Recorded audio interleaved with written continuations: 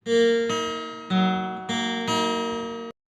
सभी का स्वागत है एजुकेशन की इस क्लास में। आज की क्लास में हम शैक्षिक संगठन का अर्थ और उसके प्रकार क्या हैं उसके बारे में जानेंगे। पहले जान लेते हैं कि शैक्षिक संगठन को शैक्षिक संस्थान भी कहा जाता है। शैक्षिक संगठन का अर्थ है शिक्षा प्रदान करने वाले समूह अथवा संस्था।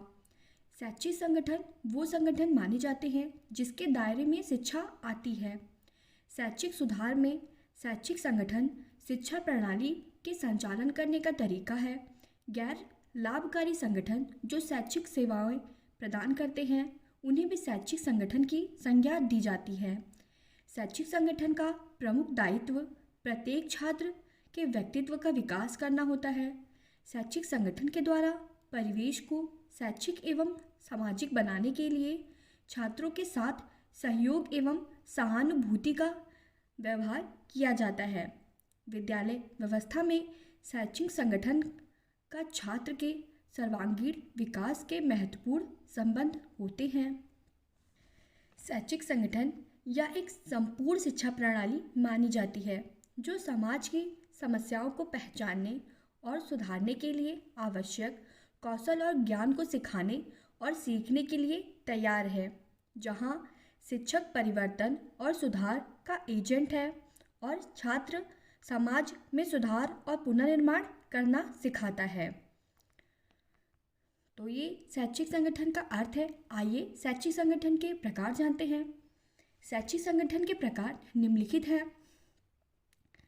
शैक्षिक संगठन के प्रकार के अंतर्गत आंगनवाड़ी, प्राथमिक विद्यालय, माध्यमिक विद्यालय, उच्च विद्यालय, विद्यालय, निम्न महाविद्यालय, महाविद्यालय, विश्वविद्यालय आते हैं। आइए इनको हम संक्षिप्त रूप से जानते हैं। पहला है आंगनवाड़ी। आंगनवाड़ी में छोटे छोटे बच्चों का रखरखाव किया जाता है। वहाँ वे पहली बार सामाजिक संतुलन बनाना एवं दूसरों से मेल जोल बढ़ाना सीखते हैं। प्राथमिक शिक्षा का कुछ अंश बच्चों को यहीं पर दे दिया जाता है। अगला प्रकार है प्राथमिक विद्यालय।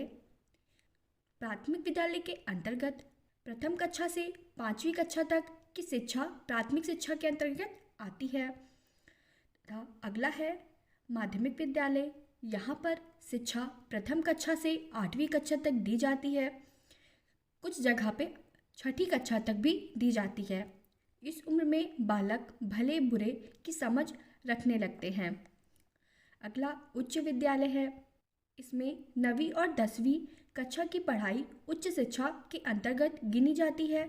इस दौर की शिक्षा अधिक तर्कशुदा होती है तथा बुद्धि का विकास भी इसी दौर में सर्वाधिक होता है। अगला है विद्यालय। 12वीं कक्षा तक की पढ़ाई प्रदान करने वाले विद्यालय अधिकांश रूप से सामान्य विद्यालय कहे जाते हैं। छठा प्रकार है निम्न महाविद्यालय। इसके अंतर्गत कुछ स्थानों पर 12वीं कक्षा का प्रावधान न होकर अधिक विशिष्ट विषयों में शिक्षा प्रदान की जाती है जो उनके महाविद्यालय में वही विषय स्थानांतरित होते हैं। ऐसे शैक्षिक संस्थान निम्न महाविद्यालय कहे जाते हैं। अगला है महाविद्यालय। इसके अंतर्गत उच्च स्तर की शिक्षा प्राप्त करने के लिए 12वीं के पश्चात जो पढ़ाई होती है वह महाविद्यालय द्वारा ही की जाती है।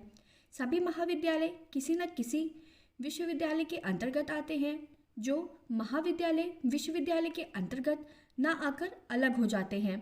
उन्हें मानित विश्वविद्यालय कहा जाता है। अगला है विश्वविद्यालय।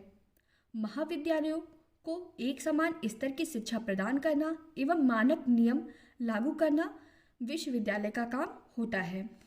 तो आज की क्लास में हमने शैक्षिक संगठन के प्रकार एवं उसके अर्थ के बारे में जाना है।